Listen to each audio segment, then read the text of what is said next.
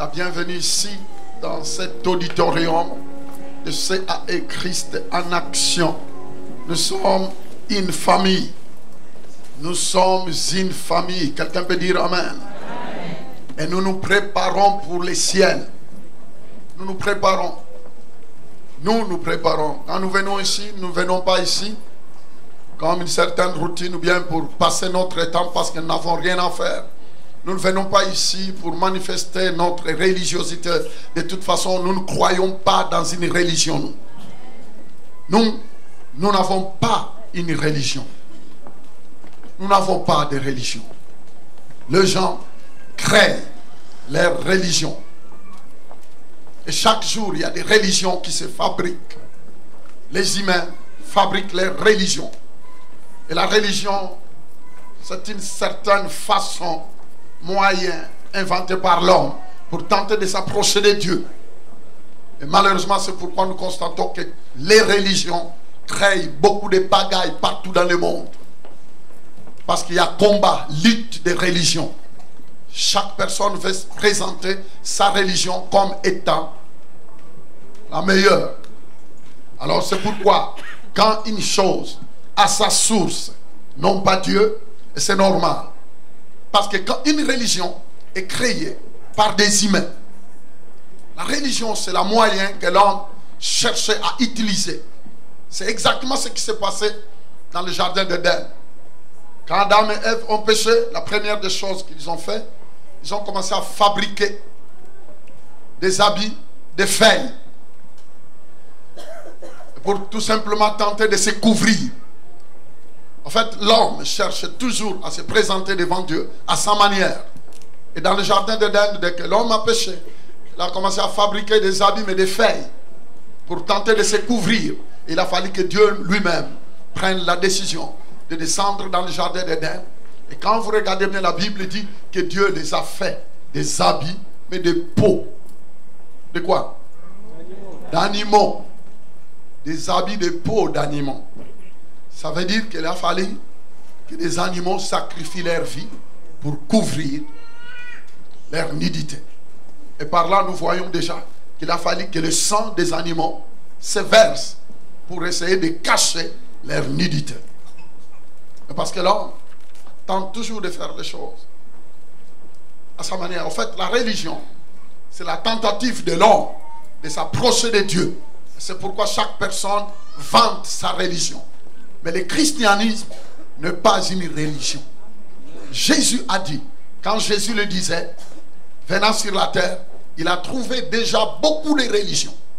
Quand Jésus est né, quand il est venu sur la terre, il a déjà trouvé beaucoup de religions.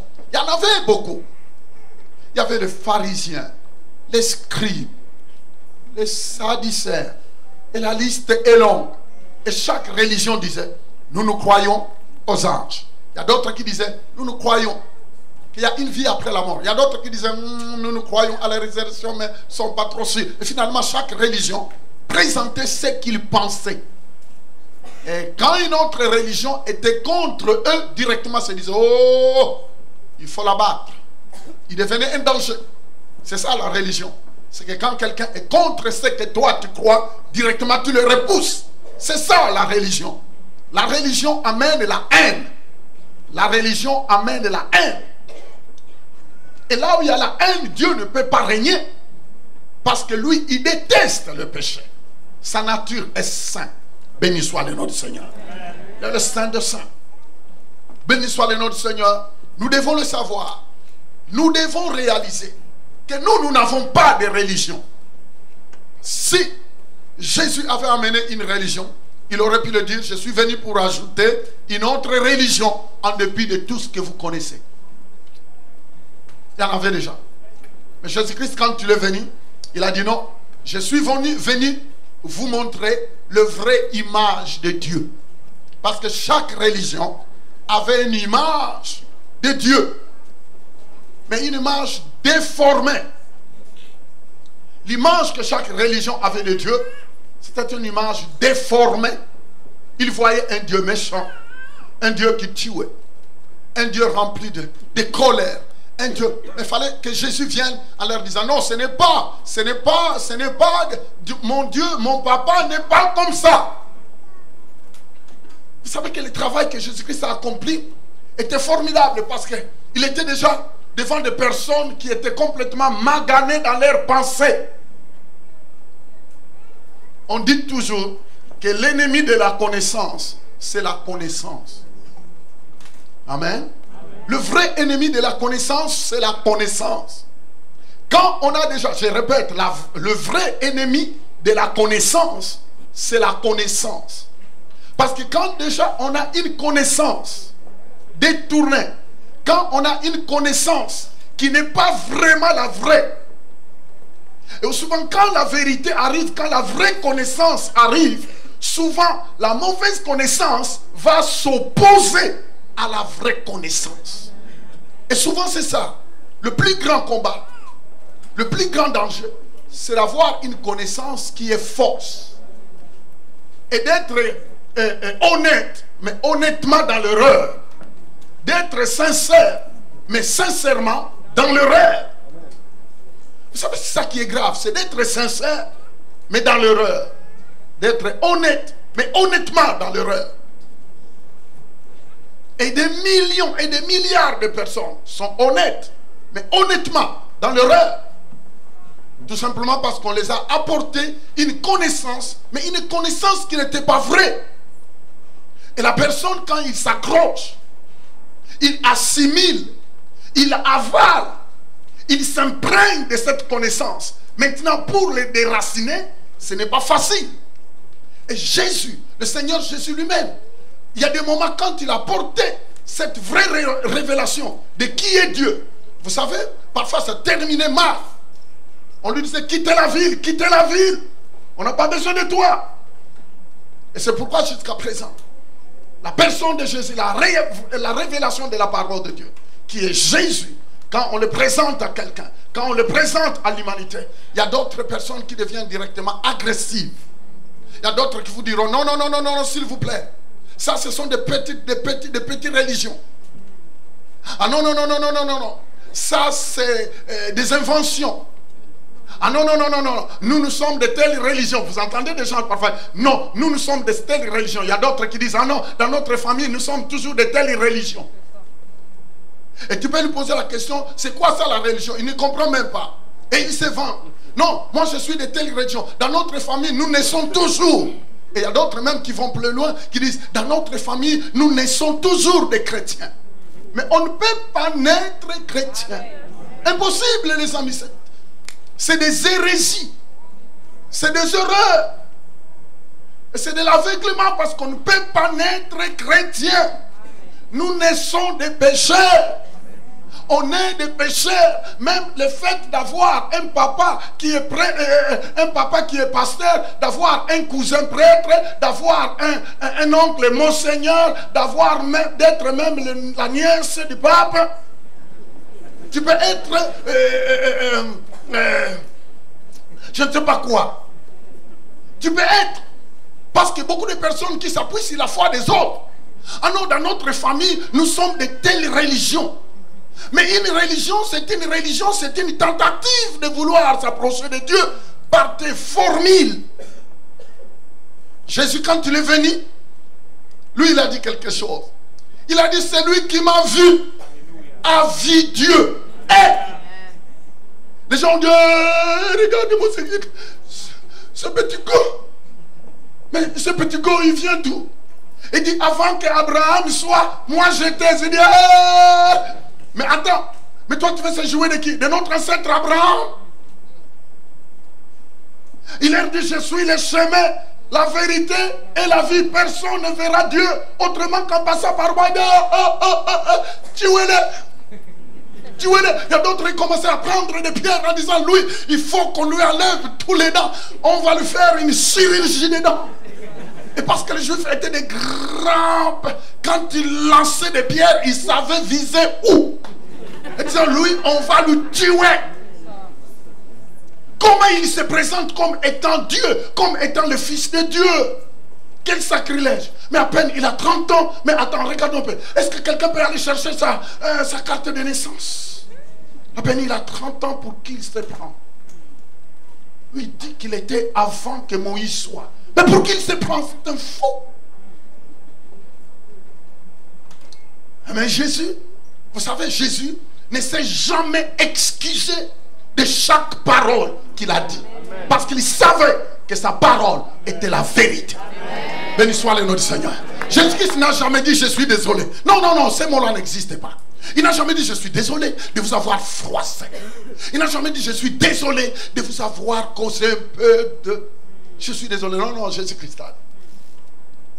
Il a dit je suis la vérité. Il n'a pas dit je connais, il a dit je suis la vérité. Il a dit je suis le chemin. D'une manière affirmative. Et à la fin, il dit je suis la vie. Et il continue de dire personne ne verra Dieu autrement que par moi. Ça veut dire quoi? Toutes les religions. Oh, béni soit le nom du Seigneur. Maintenant, vous pouvez mettre la liste de toutes les religions que vous connaissez, de moyen occidental ou oriental. Prenez la liste. Je vous dis, prenez la liste. Alors, vous pouvez mettre la liste religion par religion. Commencez en Asie, descendez en Afrique, allez en Europe, allez en Océanie, et puis descendez en Amérique. Analysez et totalisez toutes les religions que vous connaissez. Amen. Jésus a dit, ce n'est pas moi qui l'ai dit, oh ne m'en voulez pas. Jésus a dit, personne ne verra Dieu autrement que par moi. Amen. Jésus. Mes frères bien-aimés, vous tous qui nous suivez en direct de cet internet, écoutez bien ces messages. Ce n'est pas moi qui l'ai dit, mais Jésus l'a dit. Certainement vous connaissez des religions. Certainement. Je m'excuse. Assurément, vous connaissez des religions partout dans le monde. J'ai l'honneur de vous l'expliquer ce matin. Peu importe les religions que vous connaissez, peu importe dans quelle religion on t'a entraîné, peu importe, mais avec tout l'amour de Dieu, je voulais tout simplement t'avertir. Afin que personne ne pourra dire non, je n'ai pas saisi l'opportunité. Si j'avais compris. Mais ce matin, je crois que de là où tu es, à des milliers de kilomètres, tu peux entendre ce message de la résurrection. Jésus-Christ n'a pas dit je connais la vérité. Il a dit qu'il était. Il a dit je suis la vérité. Le chemin et la vie. Il a tiré la conclusion en disant personne ne verra Dieu. Et certainement ta religion te fait penser, te fait croire que c'est la bonne qui t'amène vers le ciel. Mais Jésus l'a dit qu'il est l'unique chemin. Ce matin, oh là, oh pauvre diable,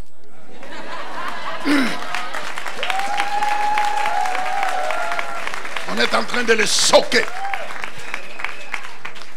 Oh, j'aimerais bien que tu saches que là où il y a opposition, c'est parce qu'il y a la vérité. Je ne dis pas une vérité, mais il y a la vérité. Parce qu'il n'y a pas 4 vérités, il n'y a pas 2 vérités, il n'y a pas 3 vérités. Vous savez, j'ai lu des livres qui parlent de la pire vérité. Oh, les 4 vérités. Mais Jésus, il est la vérité. Il y a d'autres qui croient au sauveur de noir. Il n'y a pas de sauveur de noir. Il n'y a pas de sauveur de blanc.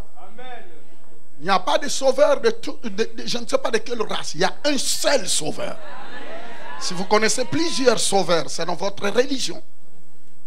J'aimerais bien t'en supplier ce matin. Il y a un seul sauveur. Jésus. Oh, que son nom soit béni. Alléluia. Ce matin, de là où tu es, je ne sais pas il est quelle heure.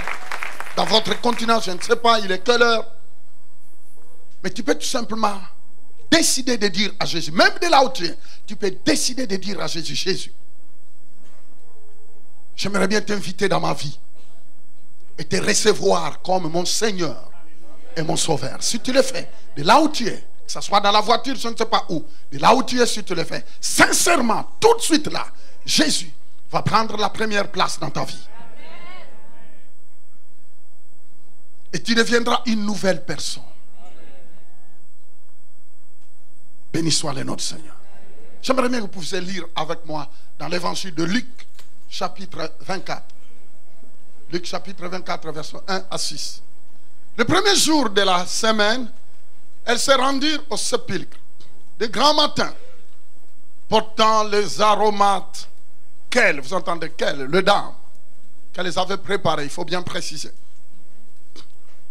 Elles trouvèrent, vous entendez encore, elles, les dames, elles trouvèrent que la pierre avait été roulée de devant le sépulcre.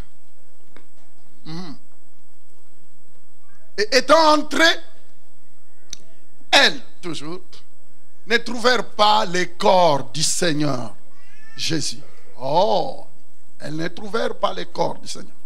Comme elles ne savaient que penser de cela, voici deux hommes leur apparurent en habits resplendissants. Saisies de frayeur, elles baissèrent le visage contre terre. Mais ils leur dirent: pourquoi cherchez-vous parmi les morts celui qui est vivant? Amen. Pourquoi? Ça, il dit pourquoi?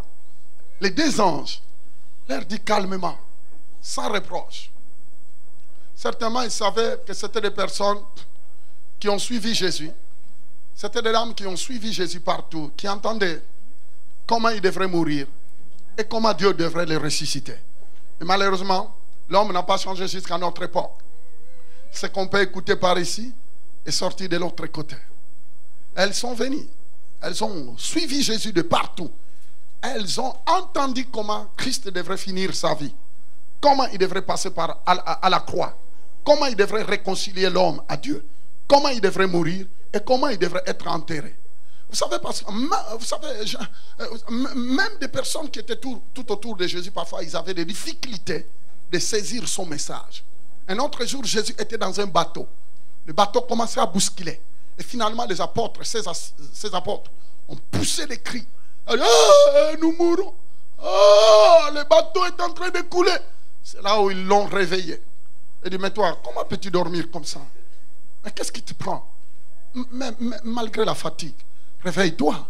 Mais est-ce que tu ne vois pas que notre bateau est en train de s'enfoncer? Alors que c'était des apôtres qui connaissaient toutes les prophéties. Ils connaissaient la loi. Ils connaissaient la Torah. Ils connaissaient toutes les prophéties qui parlaient du Messie, sur comment il devrait mourir et comment il devrait ressusciter. Connaissant cela, que Jésus devrait passer par le bois du calvaire. Mais ils criaient: nous sommes en train de mourir. Pour eux, le Messie devrait mourir par noyade. Alors qu'il n'y a aucun verset qui montrait que Jésus devrait mourir par noyade. C'est pourquoi quand il s'est réveillé, il dit: homme de peu de foi, vous connaissez les prophéties, mais vous ne les saisissez pas. Les amis, faites attention. Parce qu'on peut écouter, mais ne pas saisir. Et c'est ça le plus grand danger.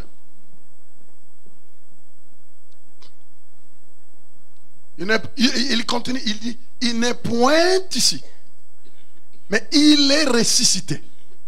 Souvenez-vous, vous entendez, souvenez-vous de quelle manière il vous a parlé lorsqu'il était encore en Galilée. Loué soit le nom du Seigneur. Alléluia. Oh, béni soit le nom du Seigneur. Vous voyez, des personnes qui ont été avec Jésus, mais qui sont d'une: notre maître est mort. Il est enterré, mais nous voulons lui montrer notre attachement. Moi, ce qui m'a étonné, c'est de voir des dames qui se disaient non. C'est de voir des personnes qui se sont dit non. Notre amour, notre attachement envers le Sauveur ne s'arrête pas là. Nous voulons y aller plus loin.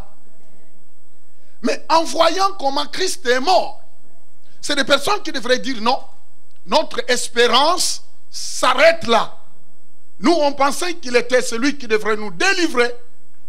Mais, hélas, nous sommes désolés. Comment un sauveur peut terminer sa vie de cette manière? Et c'est ça qui a fait que même Pierre, un certain moment, il a dit non, je retourne à la pêche. Il m'a trouvé en train de pêcher. Moi, j'ai dit ces affaires-là, au revoir, je retourne. Parce que c'était une fausse espérance. Je retourne.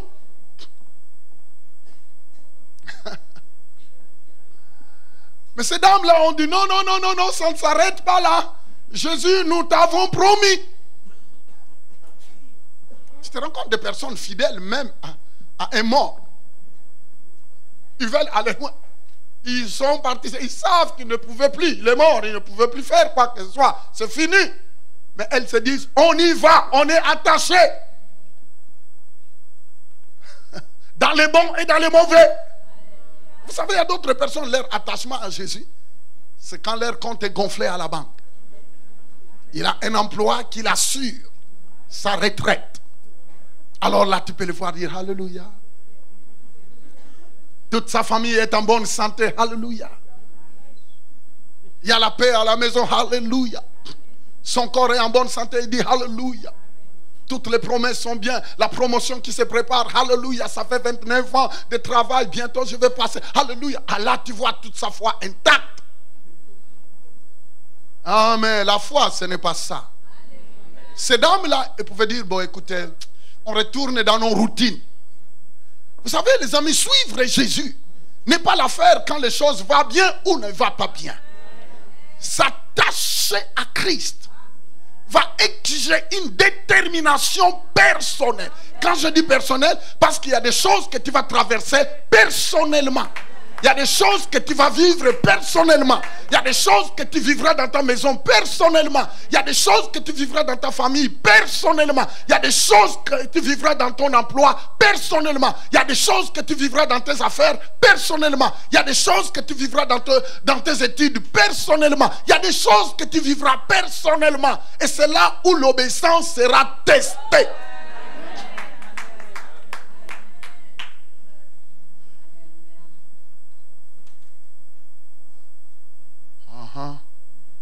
C'est là où se trouve le problème. C'est qu'il y a beaucoup de nous les chrétiens, notre Jésus, il est seulement notre Jésus de bon moment. Ces dames-là pouvaient dire, ah non, nous avons vu comment il a fini. Ça s'arrête là. Mais elles ont dit, non, non, non, non. Nous voulons confirmer notre allégeance. Nous voulons manifester notre attachement. Et c'est là où elles ont dit, écoutez, c'est risqué. Parce que les gens qui l'ont crucifié peuvent aussi se tourner contre nous. On ne sait pas. Et il y a des gardes qui sont là. On ne sait pas ce qui va arriver. Mais nous, nous voulons risquer. Mais nous, nous voulons risquer. Mais nous, nous voulons montrer notre attachement. Mais nous, nous voulons montrer que nous voulons aller avec lui jusqu'à la fin. C'est là où très tôt le matin, les pauvres dames se disent, on y va. Peu importe ce qui va nous arriver, mais on y va. Et elles arrivent. La Bible dit qu'ils trouvent que le tombeau était vide. Ils se sont dit, mince. Encore un autre coup. Un autre coup. Mais qu'est-ce qui nous arrive? Le malheur ne vient jamais seul.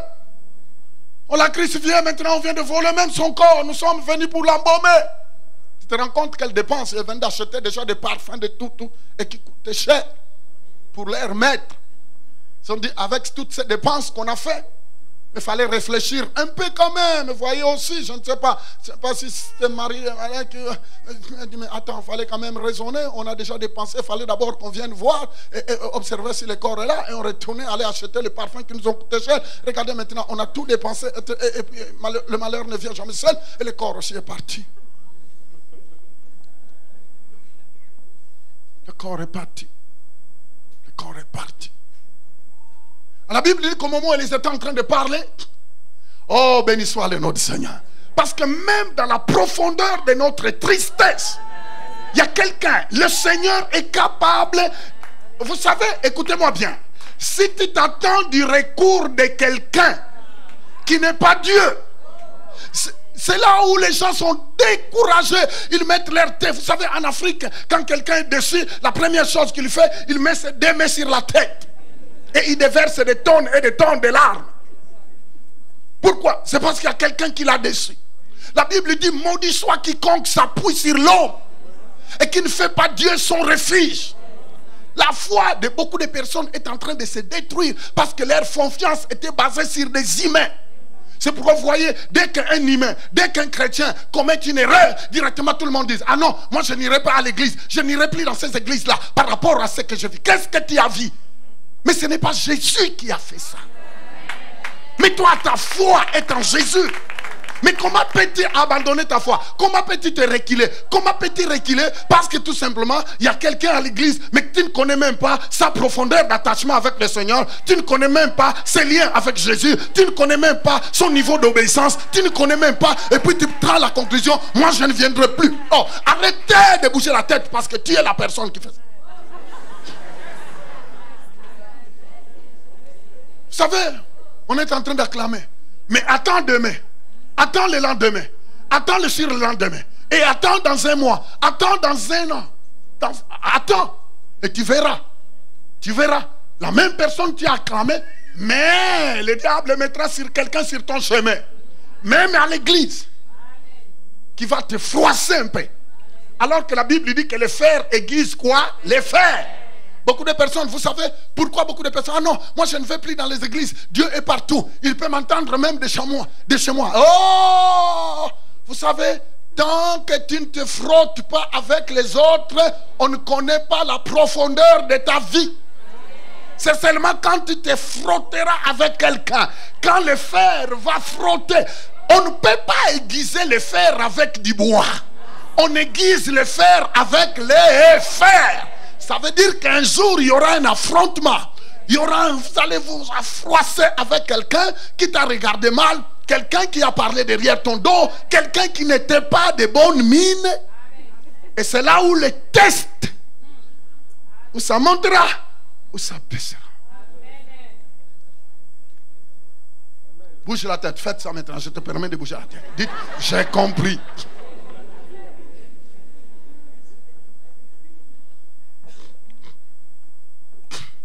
Oh, je lève ma main droite, je déclare qu'aucun jour que cela t'arrive, que le mécontentement de qui que ce soit te fasse fuir de la présence de Dieu. Que le comportement de bébé Lala, de qui que ce soit, t'éloigne de ton lieu d'adoration. Au nom de Jésus. Quelqu'un peut dire un bon amen? Je disais, quelqu'un peut dire un bon amen? Vous savez le nombre de personnes aujourd'hui sont dans leur maison parce qu'ils étaient froissés. Dans leurs églises, ils ont rencontré quelqu'un. Et parfois quelqu'un, la Bible dit que ceux qui sont forts, qu'ils supportent les faibles. Vous savez, si tu vois que toi tu es fort et que l'autre qui t'a froissé est faible, mais il faut les supporter. Supportez-les, parce que la Bible dit que les forts supportent les faibles. Mais si toi, ta façon de supporter les faibles, de se défuir, c'est de s'éloigner, ça veut dire que tu croyais être fort, mais tu ne l'es pas. Parce que si tu étais fort, tu devrais rester là. Tu devrais les supporter en disant, gloire soit rendue à Dieu, je vais exercer mes fruits de l'esprit. Gloire soit rendue à Dieu, je vais exercer mes fruits de l'esprit. Gloire soit rendue à Dieu. Oh mon cœur, oh ma chair, je sais que tu es choqué, tu es blessé, mais tu vas exercer maintenant le brisement. Tu vas exercer la patience. Tu vas exercer le support. Tu vas supporter, tu vas apprendre comment supporter. Et même quand la chair va commencer à graisser les dents, tu dis calme-toi. Oh non. Il y a des moments, nous savons seulement voir le diable, mais nous oublions de voir la chair. Est-ce que vous savez qu'il y a des moments où nous disons le diable, le diable? Non, ce n'est pas le diable, c'est ta chair. S'il y a un vrai ennemi, d'abord c'est ta chair. Parce que le diable, tu peux lui dire va-t'en au nom de Jésus, il s'en va. Mais ta chair, tu vas le chasser comment? Tu dis au nom de Jésus, chair, pas. Elle dit mais j'irai où? Et voyez, et le diable, il est en train de jouer avec les gens parce que les gens ne savent voir que le diable. C'est pourquoi vous voyez beaucoup de personnes traiter les autres pour des diables. À lui, elle, c'est le diable en personne. Mais il ne sait pas que c'est sa chair. Sa chair. Les fers aiguisent les fers. Ta foi doit être aiguisée. Les amis, quand vous entendez, vous savez comment vous saurez que la personne vraiment, son niveau spirituel est encore bas. Ah, entendez, ah non, tu sais, Dieu est partout. Moi, je ne viens plus dans ces églises. Il dit maintenant dans ces églises. Écoutez le langage des personnes, 5 ans, 10 ans. Mais écoutez comment il parle. À moi, ces églises-là ne m'attirent plus. Moi, ces gens-là qui tiennent le micro ne me disent plus rien. Quand tu vois ça, c'est qu'il est down. Il est down. Là, maintenant, le jugement arrive. Ces gens-là qui chantent, ils ne me disent rien. Pour elle, pour lui, c'est lui qui est. L'orgueil commence à se... vous savez, il y a des orgueils sans le savoir. Comme ça, il est. Ah non, moi je ne viens plus. J'ai été déçu par un frère. Il m'avait demandé la main. J'ai appris qu'il a trouvé quelqu'un d'autre. En toi, toujours à l'église. En toi, moi je ne viendrai plus. Hein. J'ai été déçu. C'est comme s'ils sont entendus avec le pasteur. Hein. Alors il reste. Moi, cette affaire-là, je ne veux plus. Je vois qu'il parle toujours de l'amour, mais il n'y a pas l'amour dans cette église. C'est comme lui, il avait la balance pour peser l'amour. Viens un peu avec ton amour, comme ça on va peser ton amour. Qui est là avec moi? Dites joyeuse Pâques. Vous voulez qu'on continue encore? Hein? Vous savez, il y a toujours, il faut aider. Vous savez, les amis, nous devons nous aider les uns les autres. Quand tu n'es pas les uns, tu es les autres. Si tu n'es pas les uns, tu es les autres. Ah non, moi je ne viens plus dans ces endroits-là. La façon dont on m'a regardé. Et dès que j'ai mis mes pieds, tout le monde me regardait. Qui t'a dit que tout le monde te regarde? Et toi, tu les as vus comment? Mais entre ici en étant bandé, moment tu ne verras personne. Tu ne seras pas choqué par le regard. Il faut quitter du bébé chaud, du bébé lala à la maturité. Tu dois quitter. Christ est ressuscité. Qui est là? On est en train de casser au nom de Jésus toutes ces mythes qui t'éloignent de la gloire de Dieu, qui t'éloignent de la présence de Dieu. Vous savez, on ne peut rien faire, il faut les casser, il faut les dévoiler, démasquer. Parce que dans 1 mois, on ne sait pas si tu seras là. Dans 3 mois, dans 6 mois, dans 9 mois et dans 1 an. Oh, je refuse que tu sois quelque part et en train de grincer les dents pour quelqu'un. En train de grincer les dents. Parce qu'en grinçant les dents, tu ne seras pas une bénédiction. Vous savez, il y a des moments, on peut déplacer, aller quelque part. Mais quand tu déplaces, c'est toi qui as le problème. Tu déplaces avec ton problème. Revenons, dites revenons. Il dit, il n'est pas là. Pourquoi vous cherchez parmi les morts? C'est lui qui est vivant. Les anges disent, mais les dames, mais pourquoi vous venez chercher ici? Parmi les morts? Mais c'est lui qui n'est pas là. Vous avez oublié tout ce qu'il a dit. Et puis l'histoire continue. Oh, loué soit le nom du Seigneur. Ces dames-là, en retournant, vous savez, quand elle était venue, quand elles partaient vers le tombeau, elles étaient complètement tristes, découragées, désemparées. Mais après avoir entendu le message, après avoir entendu ce que les anges les ont dit, il n'est pas ici, il est ressuscité. Vous savez, il y a eu résurrection en dedans d'eux. Eh, béni soit le nom du Seigneur. Je disais qu'il y a eu quoi? Résurrection. Ce matin, je déclare que tout ce qui était mort en toi soit ressuscité. Que ta foi qui commençait à plonger puisse reprendre vie au nom de Jésus. En ce matin de la résurrection, que tout en toi reprenne vie. Que ton corps prenne vie. Que ta foi reprenne vie. Que ton audace reprenne vie. Que ton enthousiasme, ta zèle, tes passions. Vous savez le nombre de fois des gens, la foi de plusieurs personnes. Jésus-Christ a dit qu'au fur et à mesure, les situations deviendront dures. Dans les derniers jours, la foi de plusieurs personnes vont se refroidir. Je lève ma main droite, je déclare que cette parole ne se réalise pas dans ta vie. Que ta foi reste toujours plus haut. Peu importe les choses que tu peux rencontrer dans la vie, que ta foi reste toujours allumée au nom de... Fais pas partie de cette liste-là, où la foi commence à se refroidir à cause qu'il vient de perdre son emploi. Mais je paye toujours, m'a dit, mais pourquoi Dieu a permis ça? Mais tu ne sais pas, parfois Dieu veut te donner le meilleur emploi. Mais tu ne sais pas, parfois le Seigneur te dit, bon, maintenant repose-toi un peu parce que je vis que ta vie spirituelle a commencé à baisser. Maintenant, pendant ce temps-là de repos, va un peu te ravitailler. à l'église. Sois un peu là en permanent pour que tu te réchauffes. Vous savez, il y a des moments, la Bible dit louer le Seigneur en toutes choses, car toutes choses concourent. Moi, j'ai vu beaucoup de personnes, dès qu'ils ont trouvé les emplois, c'est fini. Ah non, pasteur, tu sais, je ne peux plus venir là. Et il m'est vraiment impossible d'être constamment dans des réunions parce que mon emploi de temps ne me permet pas. Et là même, le français devient raffiné. Et tu sais,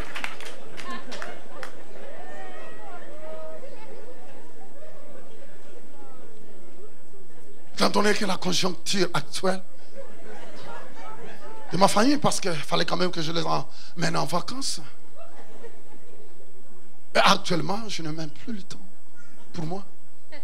Ah, pasteur, vraiment, je te le garantis, dès que je serai libre, on verra. Dieu te dit, mais quand tu seras libre, ok, on va arrêter un peu le travail. Comme ça, tu seras libre.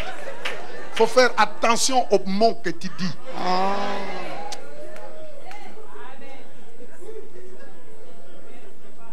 Qui est là avec moi? Ok. Bon, revenons, dites revenons. Galates chapitre 3. Qu'est-ce qui a amené Jésus-Christ à la croix? C'est ça. Qu'est-ce qui a amené Jésus-Christ à la croix? Galates chapitre 3, verset 13 à 14. Christ nous a rachetés de la malédiction de la loi, étant devenu malédiction pour nous, car il est écrit, maudit est quiconque est pendu au maudit. Écoutez, Christ s'est fait malédiction. Christ s'est laissé être pendu à la croix à cause de toi et à ta place. Loué soit le nom du Seigneur. La Bible dit qu'il nous a rachetés. Quand on parle du rachat, dites rachat. On rachète quelque chose qui t'appartenait. On appartenait à Dieu. On rachète quelque chose qui t'appartenait, que tu as perdu. On les reprend, on le rachète. La Bible dit que Christ nous a rachetés. On appartenait à Dieu depuis le jardin d'Éden, parce que Dieu nous a créés à son image. Mais le diable est venu nous voler. Et il a fallu que Dieu nous rachète. C'est ça le rachat. Dieu t'a racheté à cause de la valeur que tu avais. La fois passée, j'étais en train de vous dire. Je donnais l'exemple de ce fils prodigue qui a demandé tous ses avoirs. Et il est parti manger avec quelque part de loin. La Bible dit qu'après avoir tout gaspillé, il commençait à manger ensemble avec les cochons. Et c'est dans cette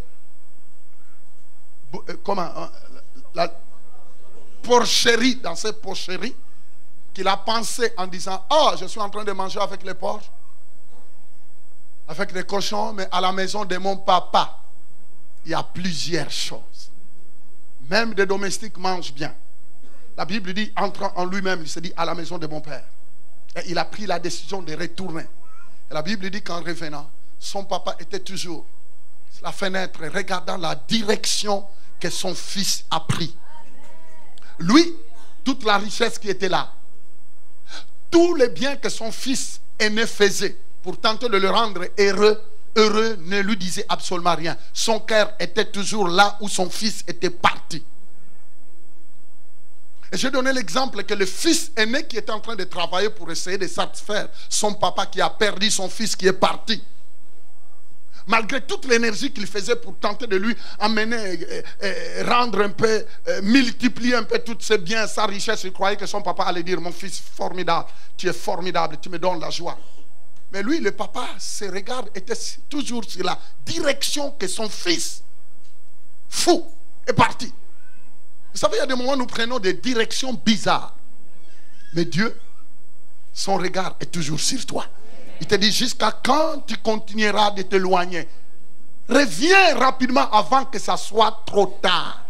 Je crois que le Seigneur parle à quelqu'un ici ce matin. Il te dit, revenez, revenez, revenez, revenez, revenez. Reprends la bonne direction avant que ça soit trop tard.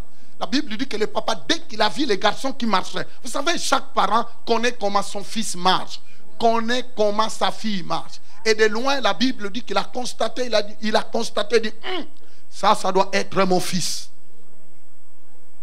Au fur et à mesure, il avançait. Il a crié, mon fils. Vous savez, quand le garçon se présentait, lui a pas dit, regardez-moi ce bande de voleurs, il revient. Encore pour finir ce qui est resté. Non, la Bible dit que non, lavez-le, donnez-lui le meilleur des habits, donnez-lui ma bague, donnez-lui et faites-on. Et son grand frère entend le bruit, la musique, bam bam bam bam bam. Il dit, qu'est-ce qui se passe? Il dit, votre petit frère est venu de mon Dieu. Il est venu encore piller ce qui reste. Il dit, mais papa, attends, mais moi je t'ai toujours servi, qu'est-ce qui ne va pas?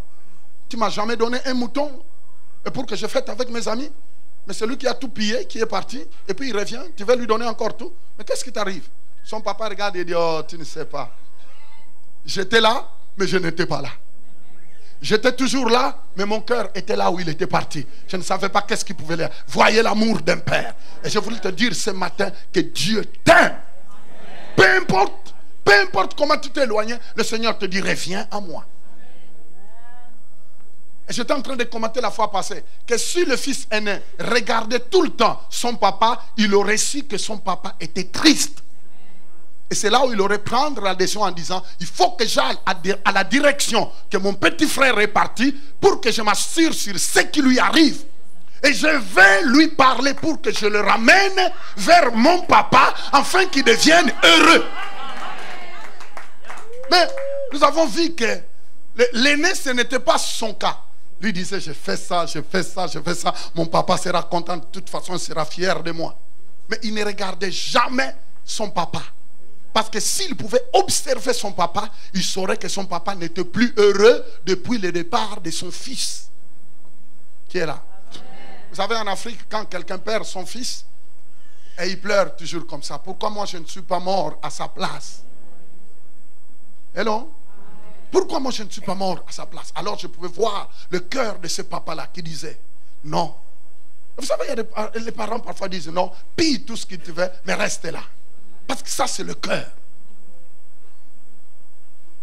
Et si le fils aîné pouvait discerner le regard de son papa, il dirait, papa, je suis en train de me donner corps et âme pour te rendre heureux, te donner encore plus de prospérité, mais je vois que tu n'es pas heureux. Dis-moi, que veux-tu que je fasse? Il lui dirait, écoute, va chercher ton frère. Si tu le trouves, je serai heureux. Mais lui, ce n'était pas son cas. Vous savez, jusqu'à présent, ce message, le Seigneur nous le donne. Au moment où tu dis, mais Seigneur, je suis là, non? Bénis-moi, bénis-moi. Le Seigneur te dit, tu sais qu'il y a un membre de ta famille, si Jésus revenait aujourd'hui, vous allez vous séparer pour l'éternité. La Bible dit que Jésus au ciel, voyant son Père, Jésus au ciel, observant son Père, il a vu que depuis le chute dans le jardin d'Éden, depuis qu'Adam et Ève s'étaient éloignés de Dieu, le cœur de Dieu était touché parce que c'était la première fois que Dieu crée quelqu'un à son image. Jésus-Christ regarde. Son père lui dit, non papa, tu n'as voulu ni sacrifice, ni holocauste. Mais tu m'as donné un corps. Tu m'as envoyé pour aller chercher l'homme que tu as créé à ton image. Et te le ramener afin que tu sois heureux. Loué soit le nom du Seigneur. Oh, que le nom de Jésus soit béni. Il est venu à la croix. La Bible dit que Jésus-Christ nous a rachetés. Il est venu nous racheter. Nous racheter. Et la Bible dit qu'il a versé son sang. Il ne nous a pas rachetés par de l'or ni de l'argent. Mais il a donné sa propre vie. La Bible dit que la vie est dans le sang. C'est pourquoi la Bible dit que son sang efface. Son sang nous purifie.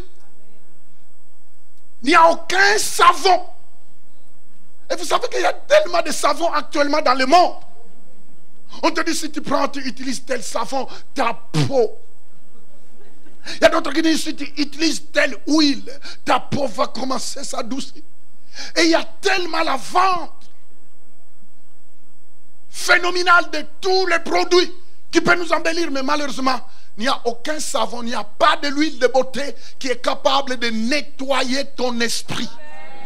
C'est seulement le sang précieux de Jésus. Sang de Jésus qui a coulé au lieu de Golgotha. C'est ce précieux sang. C'est pourquoi même là où on invoque le sang de Jésus. Vous savez, j'ai beaucoup participé à des délivrances. Mais dès que vous commencez à implorer le sang de Jésus, les démons sont mal à l'aise. Ou ils plient le bagage. Ils s'en vont. Mais c'est parce qu'ils ne peuvent pas cohabiter avec le sang de Jésus. Ils savent que c'était le sang qui les a vaincus. Ils savent que le nom de Jésus, la Bible dit, à la mention de ces noms-là, tout genou doit fléchir. Les amis, il faut connaître. C'est pourquoi il faut connaître la puissance qui est dans le nom de Jésus. Et beaucoup de personnes, vous savez, ils prononcent tellement ces noms-là qu'à un certain moment, c'est comme si, vous savez, surtout quand on prononce ces noms-là d'une manière comme ci, comme ça. Il y a des moments où des gens parfois disent Jésus, Jésus, Jésus. Vous savez que parmi les 10 commandements, on dit tu ne prononceras pas les noms de Dieu en vain. Et à un certain moment, toi, tu commences à utiliser les noms de Jésus n'importe comment. Même pour mentir. Tu mens, mais tu mens au nom de Jésus. Et c'est pourquoi vous ne pouvez plus voir l'efficacité de ces noms-là. Parce que ces noms-là est utilisé en vain. Vous savez que quand le nom de Jésus sort de la bouche de quelqu'un qui marche dans la crainte de Dieu, quand le nom de Jésus est mentionné dans la bouche de quelqu'un qui bâtit une relation avec Dieu, ces noms-là ressemblent à une bombe dans le monde spirituel. Ça change les circonstances. Il y a des moments parfois quand tu déclares ces noms-là, le diable te dira mais tu l'as déclaré mais il n'y a rien. Mais lui, et quand tu vois quelqu'un dire il n'y a rien, c'est qu'il y a quelque chose qui s'est passé. Il a dit quiconque invoquera mon nom. Il a dit quiconque invoquera. Invoquer, vous entendez bien, invoquer. Il y a d'autres qui vont invoquer des démons. Il y a d'autres qui vont dans des cimetières pour invoquer le nom de leur grand-père qui est parti. Non, la tante qui est partie. Il y a d'autres qui vont invoquer. Mais la Bible dit qu'il n'y a aucun autre nom qui nous a été donné si ce n'est le nom de Jésus. Mes frères et sœurs, n'importe où, quand tu es dans une situation, quand tu es un enfant d'alliance, quand tu as été réconcilié avec Dieu par la foi en Jésus, tu as le droit d'invoquer le sang de Jésus. Tu as le droit d'invoquer le nom de Jésus. Et le nom de Jésus est là pour te protéger. N'importe où tu seras. N'importe où tu seras. Oh les amis, il y a la puissance, il y a le pouvoir, il y a l'autorité dans le nom puissant de qui? De Jésus. Tout genou fléchira. Oh j'aime ça. Le nom de Jésus qui est au-dessus de tous les noms. Vous savez, c'était aux Antilles. On a dit, pasteur, tu sais, cette maison-là, pasteur, je n'arrive plus à dormir parce que les assiettes se baladent. Le truc là qu'on met des assiettes, c'est quoi?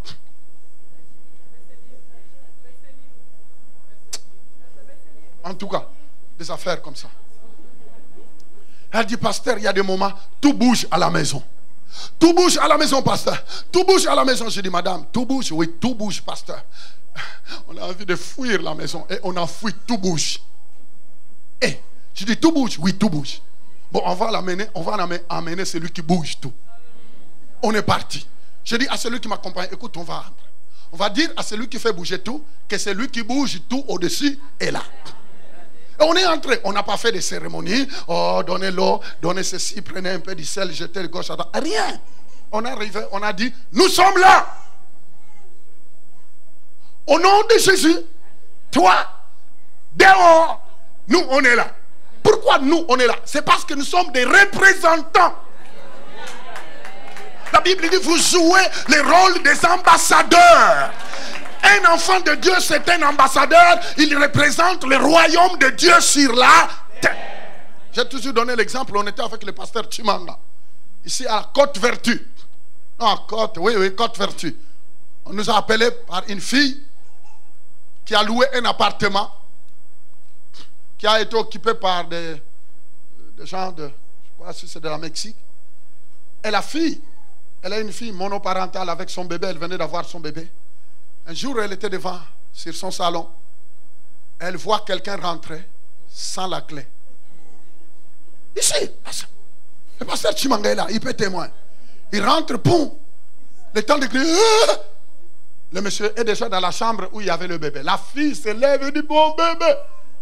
Elle rentre. La personne n'est plus là. Et la fille priait dans une église. Elle a essayé d'expliquer cela à son pasteur. Mais comme le pasteur, je ne veux pas lancer de... Il ne connaissait pas ce monde-là. Moi, je connais ce monde. Ah.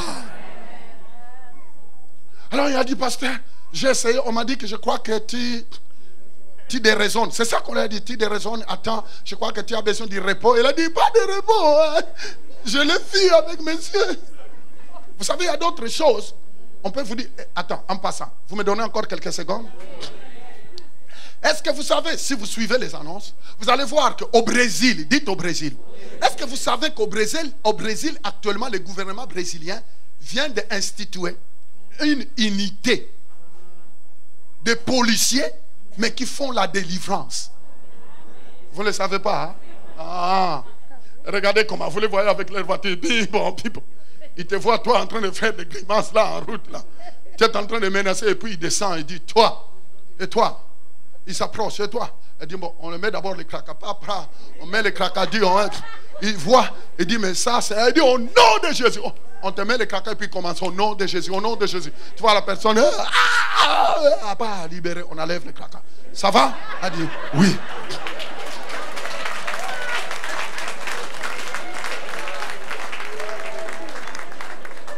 C'est comme ça. Au Brésil actuellement, je vais vous amener le film là, vous allez voir. Je vais vous amener le DVD. Ça devient terrible. Le gouvernement a institué une unité, mais des chrétiens, des policiers chrétiens, mais qui font la délivrance dans la rue. Ils savent qu'il y a d'autres, ce n'est pas question de la drogue, c'est des possessions. Alors, avec leur tenue, ils disent, au nom de Jésus, ah, tu vois les policiers là, au nom de Jésus, ils commencent à te battre, on te met d'abord les menottes. Non. Et ils ont compris, écoutez, le gouvernement brésilien a compris qu'il y a d'autres personnes, ça ne peut pas finir par la psychologie. Des conseils, ils ont dit, vous les chrétiens, vous avez quelque chose. Vous les policiers, vous les militaires chrétiens, maintenant on forme l'unité. Une unité qui va seulement faire la délivrance dans la rue. Et c'est ça qu'ils sont en train de faire. Les amis, il y a d'autres maisons ici qui sont remplies de gens. Que vous entendez, oh non, ils sont ceci. Si vraiment on pouvait trouver des hommes moins du Saint-Esprit, des femmes moins du Saint-Esprit, si le gouvernement collaborait, il y aura d'autres cas qui sortiront. Vous pensez que tout... Je vous dis, j'étais étonné. Ce n'est pas quelque chose, c'est ça qui se passe au Brésil. Une unité des hommes de foi, des chrétiens remplis du Saint-Esprit, des militaires, des policiers, en tenue. Vous les voyez entrer au nom de Jésus, démon, lâche-le. Et quand tu vois un policier à sa tenue, ça change tout. Hein? Ils ont compris qu'il y a vie, il y a puissance dans le nom de Jésus. Quelqu'un peut dire amen? Il y a l'autorité dans le nom de Jésus. Il y a pouvoir dans le nom de Jésus. Et c'est pourquoi vous ne pouvez pas marcher dans la peur, dans la crainte. Au pasteur, les membres de ma famille, ma tante, ceci. Oh non, je me suis endormi, on m'a pressé les os, les coups. Ah, pasteur, ma femme, c'est un sorcier. Actuellement, même des chrétiens. En bon, non, pasteur, je me suis séparé avec cette dame-là, elle est une sorcière. Et il y a même des pasteurs, ah non, j'ai laissé ma femme parce que c'est un sorcier. Mais toi, tu es pasteur, pourquoi tu ne l'as pas délivré? En fait, c'est du mensonge. Dites que tu voulais changer de jeune fille.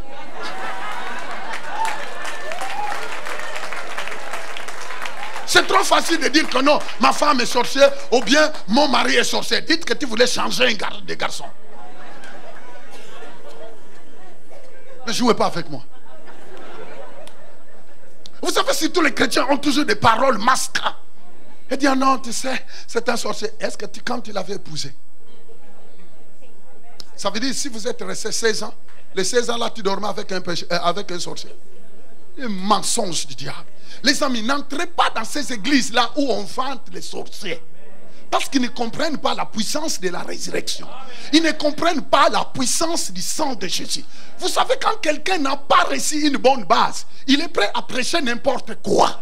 Et c'est pourquoi vous voyez les gens vont dans ces églises, on chasse les démons, on te dit que non, ici pour chasser les démons tu dois faire 9 mois. Parce que pendant les 9 mois, ils veulent être sûrs que tu vas rester là. Comme ça tu vas assurer la dîme. Ça ne marche pas. Les amis, Un démon n'a pas besoin de 3 minutes. Ah non, je l'ai vu à Paris, je l'ai vu partout. Tu sais, en Hollande, je suis entré dans une maison, on m'a dit, pasteur, cette dame-là qui a menacé à l'église, on l'a amenée quelque part, on l'a enfermée. Le policier me dit, monsieur, si tu entres là, tout peut arriver. Je dis, ouvrez la porte, moi je vais entrer et puis vous fermez derrière moi. En Hollande, oui, en Hollande, à Amsterdam, moi. Et ils ont ouvert, je dis, monsieur, à tes risques, tu peux signer le badge, je dis, ouvrez. Alors j'ouvre et je trouve une dame, costaud comme ça. Les yeux tournés, je dis, écoutez, on va régler cette affaire. Tu dois revenir en toi-même parce qu'on doit parler. Qu'est-ce qui t'a mené? Dieu ne t'a pas créé comme ça. Et puis ça a commencé. Je dis, sors!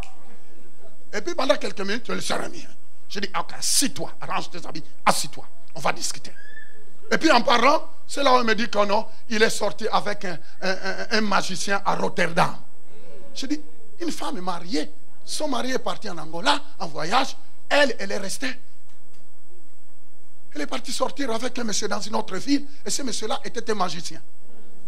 Et puis, le magicien, après, il l'a épousé, et dans le spirituel. Maintenant, mais vous savez, quand tu donnes ton corps à quelqu'un qui ne t'a pas marié, tu sais ce que tu ramasses.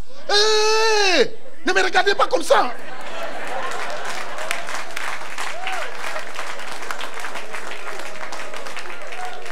Qui est là? Je disais qui est là? Mais comment fais-tu qu'on t'enseigne? Oh non, pasteur, tu sais la solitude. Quelle solitude? Mais maintenant, au nom de la solitude, tu vas te livrer entre les mains de n'importe qui. Moi, je connais un garçon au Portugal. Une grande église de Portugais. Au moment où j'étais en train de prêcher, je vois quelqu'un tomber. Et puis son corps s'est soulevé. Je dis, ok, ça, je l'ai déjà entendu à la télévision. Mais de vie comme ça, je dis, ok. J'ai vu mon interprète bondir. Bon, je reviens parce que sinon on ne finira plus.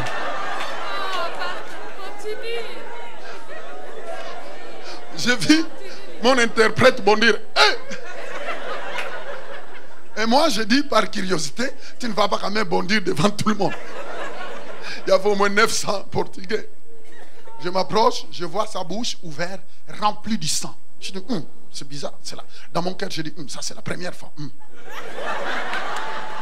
Je dis, il faut quand même que je prenne courage. Vous savez, je vous donne des conseils parce que vous avez...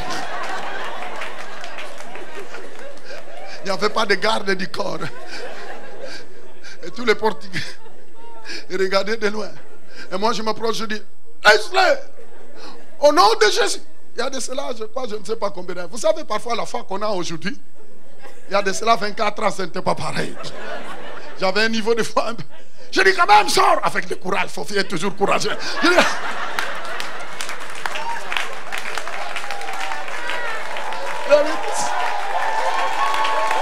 Alors prends le courage.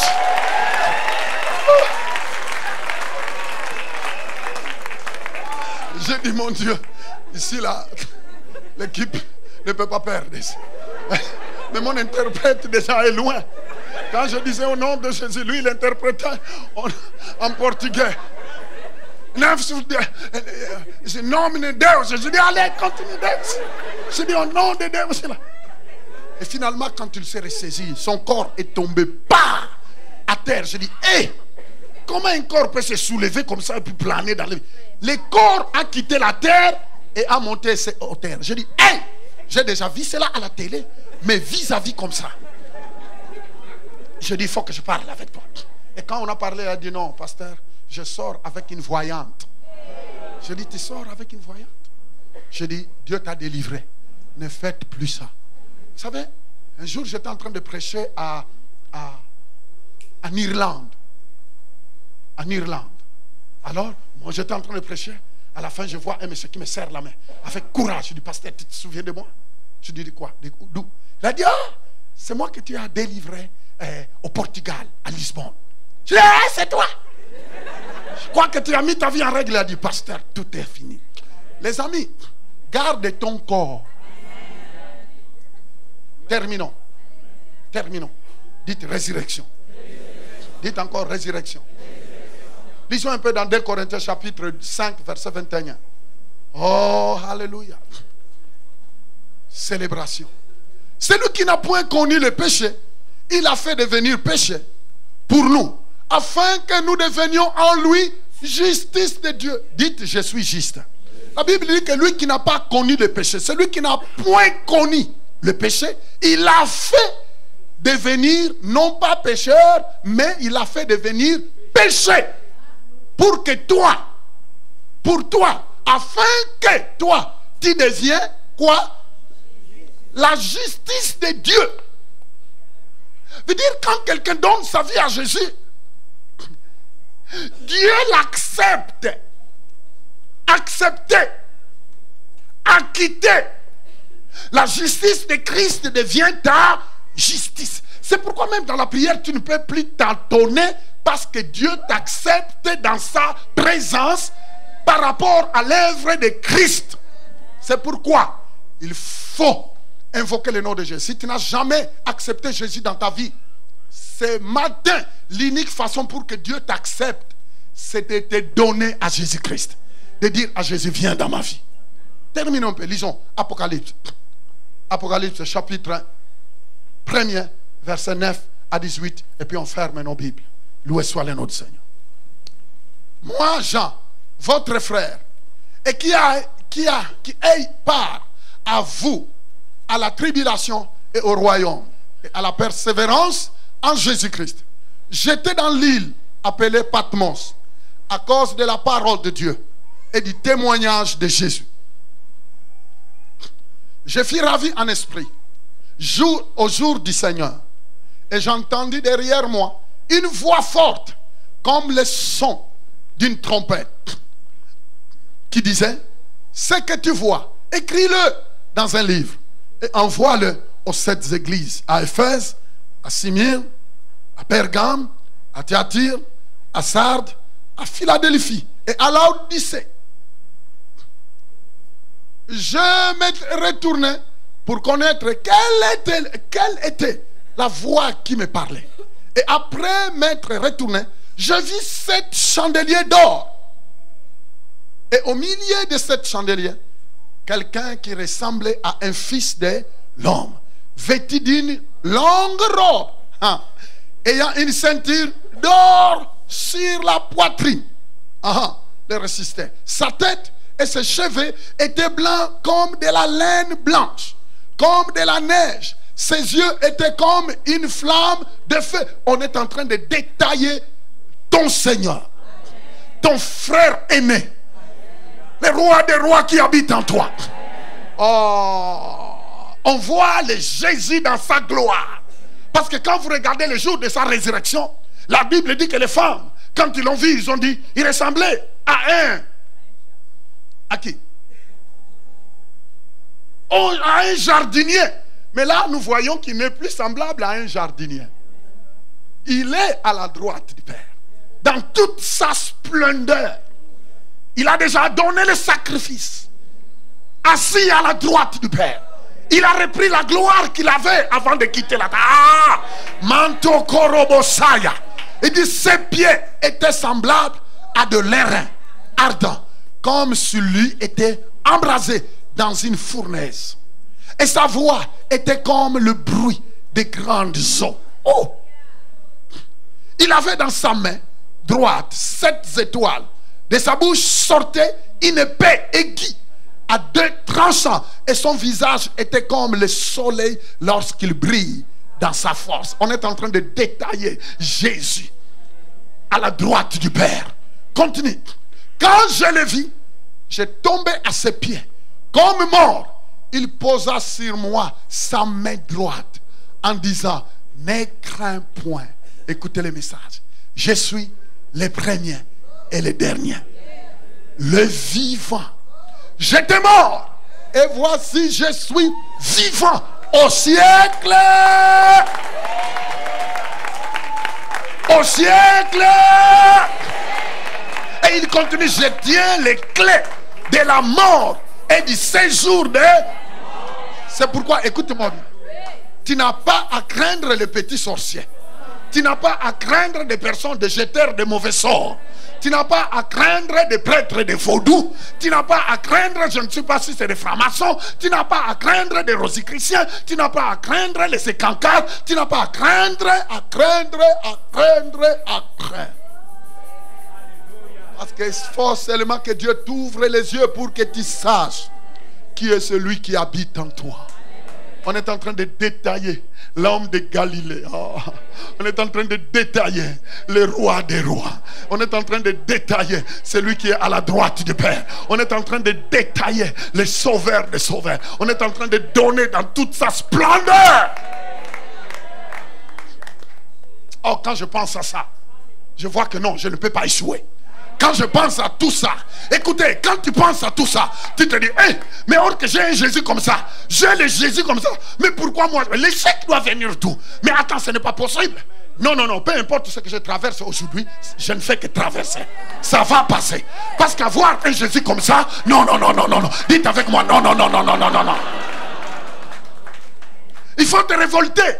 En retournant à la maison, va relire un peu ce Jésus. Je suis le premier et le dernier, le vivant. J'étais mort et voici je suis vivant. Au siècle des siècles, je tiens le clé de la mort et du séjour des morts. Continue. Écris donc les choses que tu as vues et celles qui sont et celles qui doivent arriver après. Loué soit le nom du Seigneur. Je disais loué soit le nom du Seigneur. Alors arrêtez-moi cette histoire-là. La Bible dit que nous sommes un royaume de sacrificateurs. Et l'ennemi fera tout pour que tu ne comprennes pas qui est Jésus.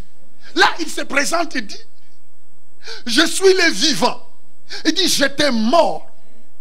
Et maintenant, je suis vivant. Il dit, j'étais mort. Et maintenant, je suis vivant. Mais il n'a pas dit pour quelques mois. Il a dit, je suis vivant au siècle de siècles. Frères et sœurs, en écoutant seulement ces messages, tu peux crier victoire dans ta vie. Tu peux marcher dans la victoire dans ta vie. Quand tu te lèves, peu importe les maladies que les médecins peuvent dire, peu importe les problèmes financiers, peu importe la solitude, peu importe le problème que tu vis dans ton foyer, dans ta famille, peu importe ce que tu vis dans tes études, dans tes affaires, mais tu peux prendre ce passage, détailler point par point ce que l'alpha et l'oméga déclarent. Et quand tu termines de détailler cela, tu lèves les mains en l'air et dis, le tout-puissant habite en moi. Le fort des forts habite en moi. L'incomparable habite en moi. Ah, problème, où est ta force?